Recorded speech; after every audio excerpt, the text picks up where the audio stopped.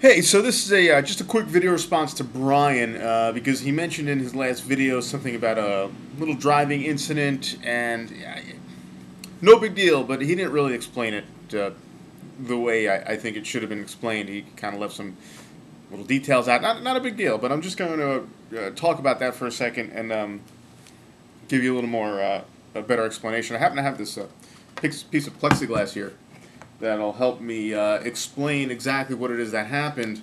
Like I said, this is really not a big deal. I'm not, making a big deal out of this, but I just figured you should know the truth, what happened here. So I'm going to so we were driving on this, there was like a 4-lane highway right here, and there was like a medium here, and there was this turning lane in the medium, and then we were driving in this direction. It was, the lanes here, and Brian was driving behind me.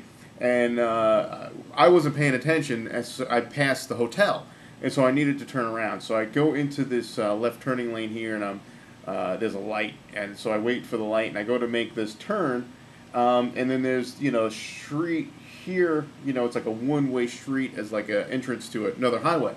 And so I go to make the turn, and I realize that there's, like Brian said, there's a car coming in the wrong direction here.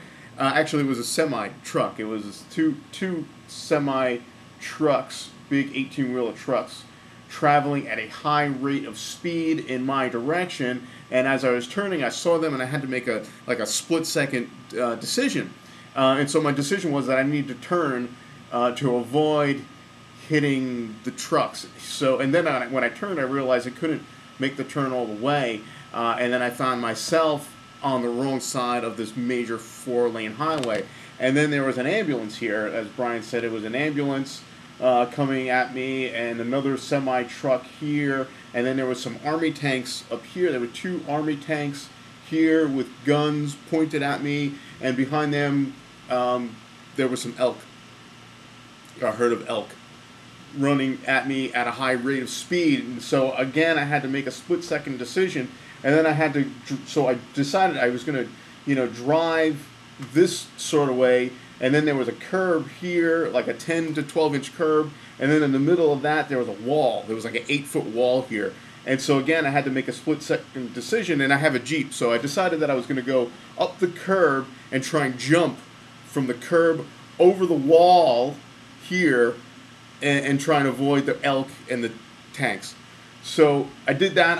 I got up, and I got enough air to go over the wall here, and my back tire clipped the top of the wall. And I know that because Brian had called me and said that my tire clipped the wall, and it looked like my wheel was going to fall off. So, but it wasn't really going to fall. It was just like a scuff on the wheels, because Tim was in the back, and as we were driving and going through, he stuck his head out the door and under the car and looked, and he said it's just a scuff, no big deal. So anyway, we're going back to this. My tire hits the wall, and I spin around 360 degrees, like both ways. So my car was doing this, and then I come out of that. I was able to level it out, and I landed, and I just kind of landed in this lane here, and I damn near sideswiped another car that was traveling at a high rate of speed this way. And I look over, and it's Brian. Brian was in the other car, and I look inside, and Brian just starts crying. He's weeping. I think it was just because of the sheer awesomeness of my driving. It just drove him to tears. So he was crying when he saw this, and I look over, and I straighten everything. I look over again, and Jane's in the passenger side, and Jane was just in awe too. And the only thing that came out of Jane's mouth, the only thing she could say was, Haha, holy shit, he made it. And so that's what really happened. I was able to level it out, and